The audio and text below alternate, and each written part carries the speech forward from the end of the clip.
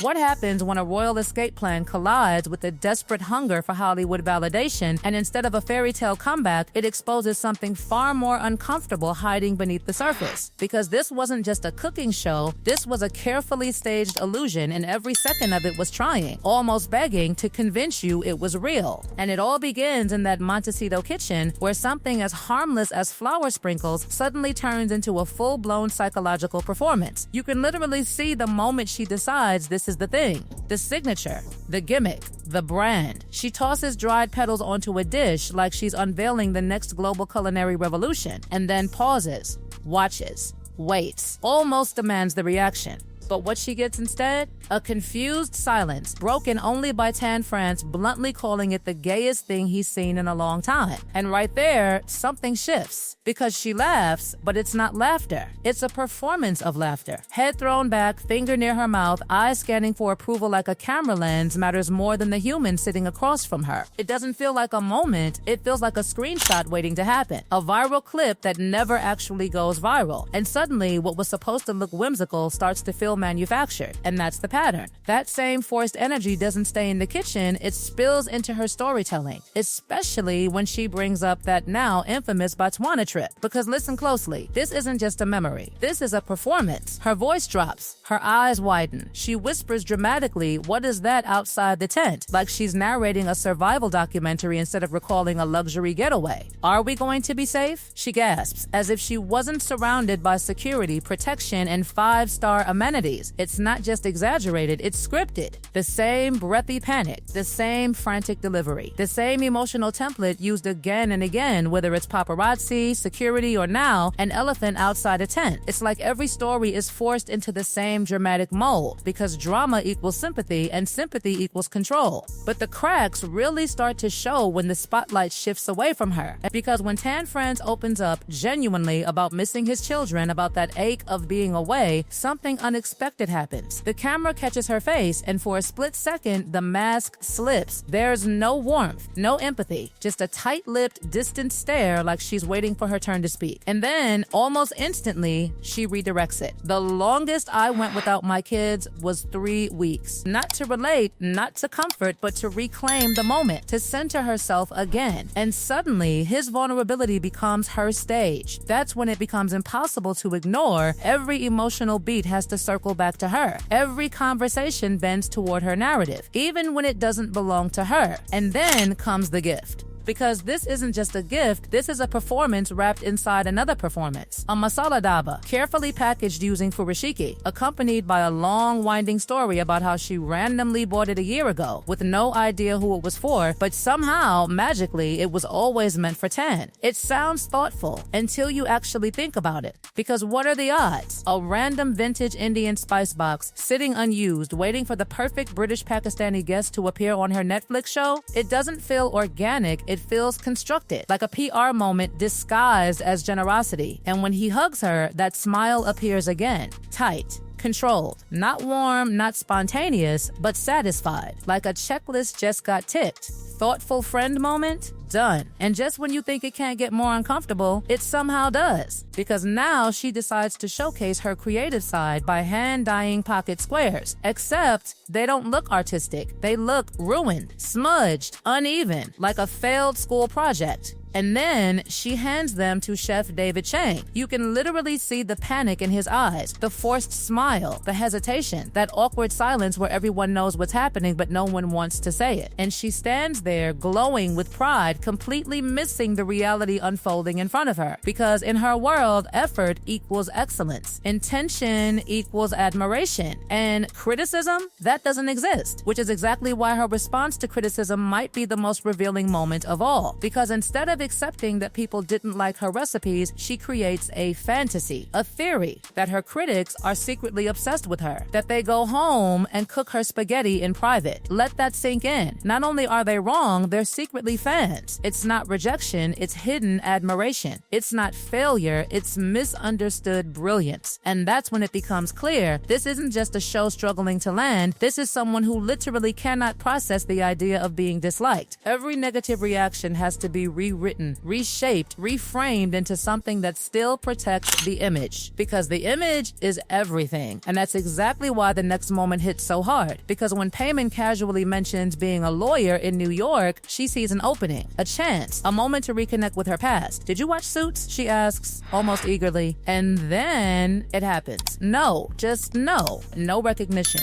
no admiration, no validation. And for a split second, everything freezes. Her face locks into that strange, silent, open-mouth laugh. Shoulders shaking, but no sound coming out. It's not laughter, it's a defense mechanism. Or a desperate attempt to cover up the shock of realizing outside of her curated world that identity doesn't carry the weight she thinks it does. And right there, in that tiny, awkward exchange, the illusion cracks wider than ever before. Because suddenly, it's not about cooking, or lifestyle, or authenticity, it's about something much deeper. A constant need to be seen, to be admired, to be validated, even if it means rewriting reality itself. And the question is, how many of these moments were accidents, and how many were carefully constructed? And just when you think the illusion has already cracked beyond repair, she does something even riskier. She rewrites her own past in real time. Because now, standing in that polished kitchen, stirring something as simple as Thai iced tea, she suddenly drifts into nostalgia. Soft voice, reflective tone, talking about childhood memories in Los Angeles, about how she used to go to Thai Town all the time, how she would always order Thai iced tea because it felt so decadent, so dessert-like. And right there, if you've been paying attention, something doesn't add up. Because this is the same person who built an entire identity around struggle, around scarcity, around telling the world she grew up counting pennies, working at a yogurt shop at 13, surviving on TV dinners, treating a $4.99 salad bar like a luxury experience. So which version is real? The girl scraping by, or the girl casually enjoying decadent cultural outings as a child? Because both cannot exist at the same time.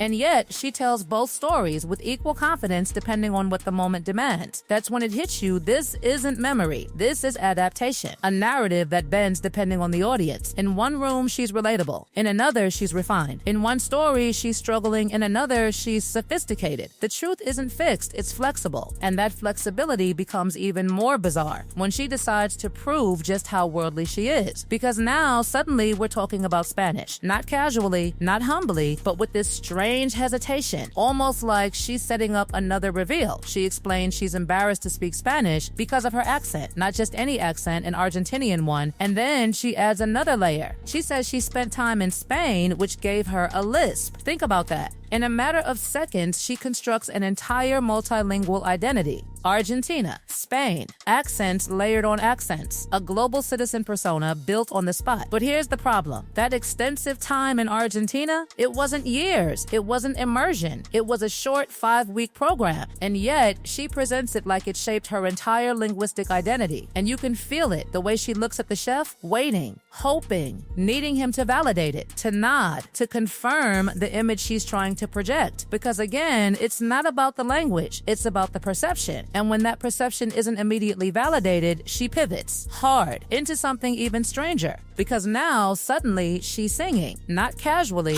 not playfully, but fully committed. A rhythmic, almost childlike chant about food, about fish and chips, about things that don't quite make sense in the moment. And the room goes quiet. Not the kind of quiet that comes from enjoyment, but the kind that comes from confusion, from secondhand discomfort, from people silently asking themselves what is happening right now. Because this isn't quirky, it isn't spontaneous, it feels calculated, like she's trying to manufacture a viral moment, a clip, a soundbite, something that people will loop on TikTok and call adorable, but instead it lands wrong. Because there's a difference between being playful and trying too hard to appear playful. And what makes it even more uncomfortable is that she doesn't seem to notice, or maybe she chooses not to, because acknowledging it would break the illusion. And that illusion reaches its final, almost poetic breaking point on a beach. Because this was supposed to be the perfect ending, the aesthetic shot, the aspirational moment, the kind of scene that wraps everything up in a soft golden glow, food, ocean, laughter, connection. Except that's not what happens. Instead, it's cold, uncomfortably cold. The wind is aggressive, the sky is gray, the food looks like it's losing heat by the second, and both of them sitting there look like they're physically struggling to stay present. You can see it in the way she hunches slightly, in the way her hair keeps whipping across her face, in the forced smile that doesn't quite reach her eyes, and yet she keeps going.